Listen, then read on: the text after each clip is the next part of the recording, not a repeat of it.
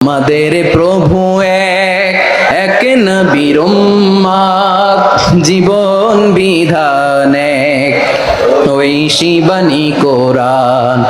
আমাদের প্রভু এক এক নবীর উম্মত, জীবন বিধান এক ঐশী বাণী কোরআন। তবে কেন এক নও হে মুসলমান, এক হও করিয়া আহ্বান।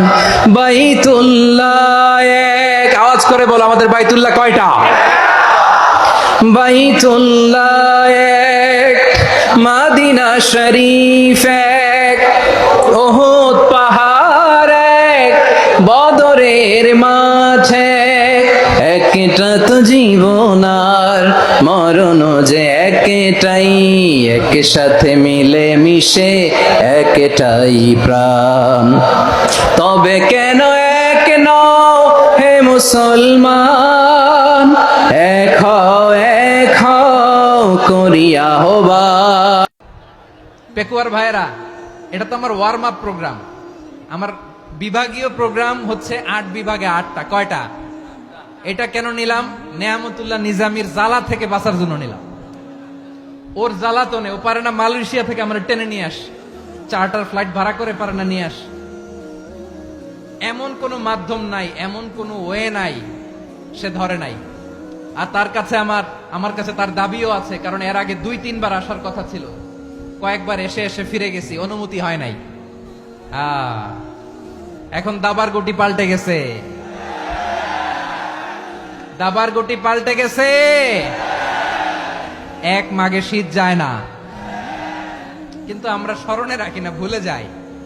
এটাই বড় আফসোস প্রিয় ভাইরা। তো এটা ওয়ার্ম আপ প্রোগ্রাম, এটা ওয়ার্ম আপ উদ্বোধনী প্রোগ্রাম, বিভাগীয় প্রোগ্রাম আমার জানুয়ারি থেকে শুরু।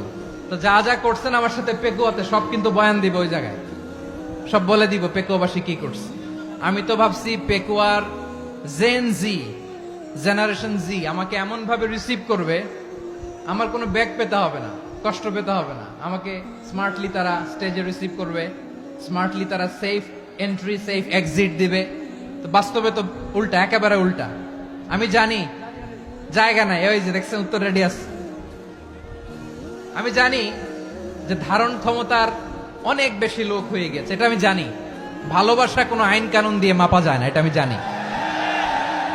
4টা কথা আল্লাহর কাছে সবচেয়ে প্রিয়। একটা হচ্ছে সুবহানাল্লাহ, আরেকটা হচ্ছে আলহামদুলিল্লাহ, আরেকটা হচ্ছে লা ইলাহা ইল্লাল্লাহ, আরেকটা হচ্ছে আল্লাহু আকবার। বন্ধুরা, নামাজ পড়ার সময় এই 5টি বিষয়ে অবশ্যই অনেক বেশি খেয়াল রাখবেন। যখন আমরা নামাজে দাঁড়াবো তখন আমাদের চোখ বন্ধ করলে সেটা মাকরুহ হবে। যখন নামাজে দাঁড়াবো তখন আমাদের নজর সেজদার জায়গায় থাকতে হবে, কারণ মৃত্যুর পরে আমাদের এই মাটির ভিতরেই যেতে হবে। যখন আমরা রুকুতে যাব তখন আমাদের নজর পায়ের নখের উপরে থাকতে হবে, কারণ ওখান থেকে আমাদের জান কবজ করা শুরু হবে। আর যখন আমরা সেজদায় যাব তখন আমাদের চোখ দিয়ে নাককে দেখার চেষ্টা করতে হবে, কারণ মৃত্যুর পরে সর্বপ্রথম নাকই শেষ হয়ে যাবে। আর যখন আমরা দোয়ার জন্য বসবো তখন আমাদের নজর 2 হাতের ভিতরে থাকতে হবে, কেননা আমাদের 2 হাত এখনো খালি, আর কবরেও খালি হাতেই